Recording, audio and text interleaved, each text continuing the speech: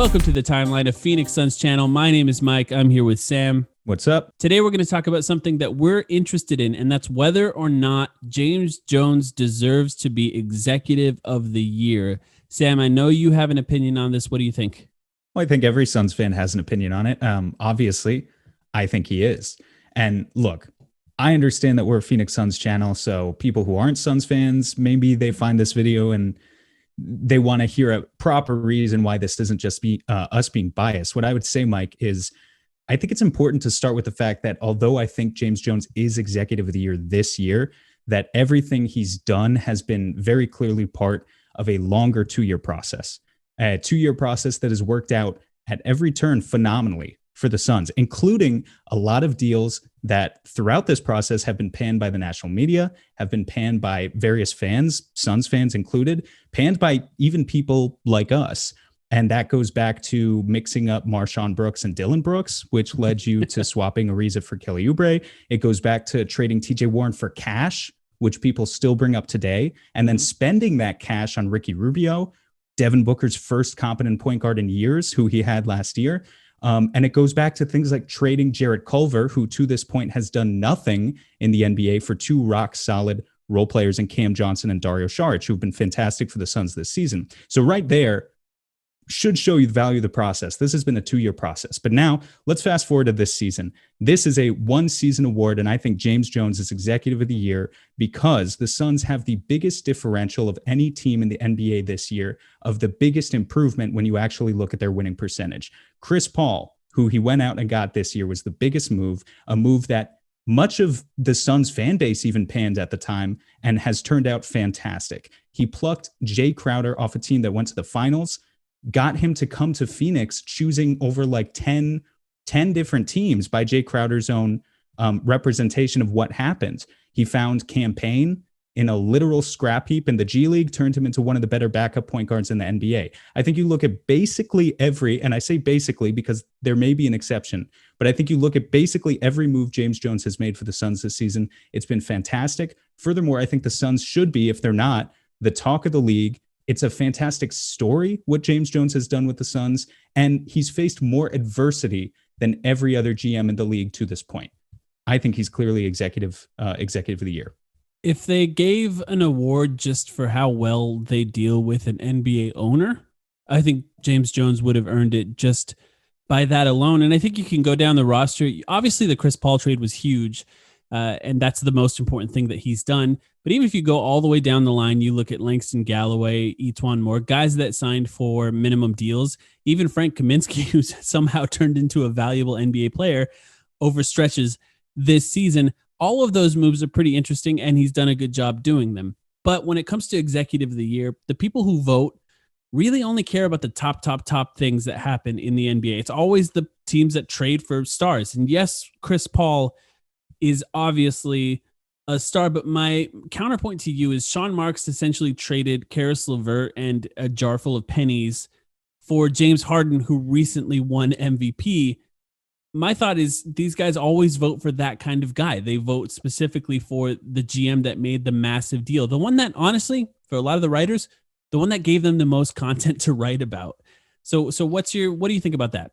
Well, I think if they're voting for the GM that gave them the most content to write about, then that right there is just insanely stupid. Here's the thing that bugs me about Sean Marks. I want to give him credit, first of all, because I think Brooklyn has rebuilt the right way. If you look at the situation that they were in a few years ago when they had no assets because they had given them all to Boston, what they did is they took on big contracts, bad contracts, in exchange for late first-round picks, early second-round picks. They drafted really well.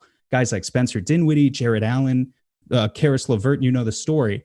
But let me tell you what happens to 26, 27 other NBA teams when they assemble a team like that Brooklyn had a couple of years ago. They assemble a bunch of solid role players. They get to the playoffs as a low seed. They get bounced in the first round. And that's the end of the story. There's no superstar that comes to save them based on market alone. And so what bothers me about the Brooklyn story is when I talk about other GMs haven't faced the adversity or the challenges that James Jones has faced, Brooklyn is one of only 3 or 4 teams in the NBA that can actually afford to rebuild by getting a bunch of role players first and then waiting on superstars to come bail them out just because Sean Marks didn't invent the city of Brooklyn or the borough of Brooklyn. It's been an appealing place all along. Whereas James Jones, and it's not just James Jones, it's Dallas where they build around Luka. It's New Orleans where they build around Zion. It's Charlotte where they're building around LaMelo. Basically, every other team in the NBA has to go through the draft. And that is what James Jones is doing with Devin Booker, DeAndre Ayton. You start in the draft and then you get the secondary, tertiary pieces around them later. But for that reason, what bothers me so much is that, especially when you talk to big market fans, they should know that they're playing by a different set of rules, but they just don't acknowledge it. And like, that's the most frustrating thing here. And with the media too, they know that Sean Marks is playing by an easier set of rules. They need to acknowledge that. Sean Marks doing what he did with the Brooklyn Nets this year, and he's done a great job. They certainly have a better chance than the Suns of winning the championship. I'll give them that. But it's like the equivalent of your boomer parents telling you to go walk down the street, find the manager of the nearest store, look them in the eye and like shake their hand, and that's how you get a job. Meanwhile, James Jones and every other GM in the NBA of a small market is getting ghosted by 50,000 different employers on Indeed, because these are two just very different sets of challenges that these types of GMs are facing. And I think the voting should reflect that for James Jones. Yeah. Speaking of big markets, I did some research for this. Obviously, the only other team that I saw people pointing at as a potential winner of this award is the Lakers with Rob Pelinka. That's another example. Basically, the case for the Lakers is not great. It's essentially they win the NBA title. They don't add a star, but they add number 1 and number 2 in voting for Sixth Man of the Year in Dennis Schroeder and Montrezl Harrell. Now, you can argue how good of additions those are going to be come playoff time, and I think we're going to see they're going to be tested as far as defensively what they can do for the Lakers in the playoffs, especially with someone like LeBron James and Anthony Davis coming off of injury. I think that's a completely ridiculous example. To me, this is really Sean Marks. Based on how I understand people vote, this is really Sean Marks, his award to lose. But what do you think about the Lakers? Is it as ridiculous to you as it is to me? I mean, again, for similar reasons, I just think it's so easy to be in that big market situation. Look, Rob Pelinka hasn't done a bad job. He went out, he got both of last year's Sixth Man of the Year contenders, right? The guys who finished top 2 obviously did a good job retooling that roster. And obviously, again, the Lakers are a major threat to win the championship. Another guy who I think we should quickly mention here is Morey with Philly. Did a good job of retooling that roster. So I'm not saying that any of these guys other than James Jones did a bad job. Certainly it's not that James Jones is the only GM who did his job well this year. But I just think you look back, the Suns are the most fascinating story in what they've been able to do. James Jones took them from 19 wins to 34. And now this season alone, if it were a normal year with 82 games, they would be on a 60+ win pace at this point. That has to be rewarded, right? Like if that's not rewarded in favor of one of these teams that are just about as good as they were last year, like the Lakers, I don't get what we're doing here. I just don't. Well, NBA awards are often like the Oscars. The nominations are often better than the winners.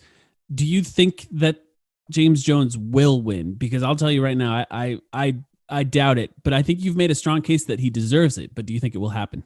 I'll tell you the honest truth is that I think Marks is the front runner based on what I've seen out there in the media.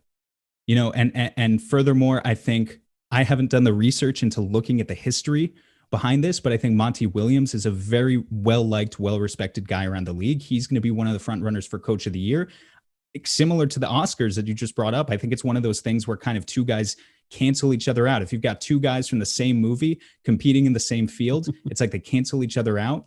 I think the voters would allow the Suns to win either Coach of the Year or Executive of the Year. They might not necessarily do both because voting patterns are weird like that.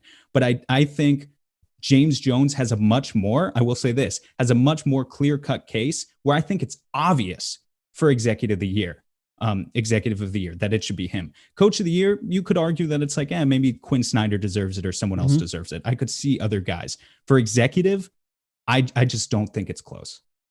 Obviously, the rest of the season will matter in this race. We're going to monitor that. If you like what you've seen today on our YouTube channel, check out our podcast. It's called The Timeline of Phoenix Suns Podcast. Thank you, everyone, for watching. Don't forget to like and subscribe.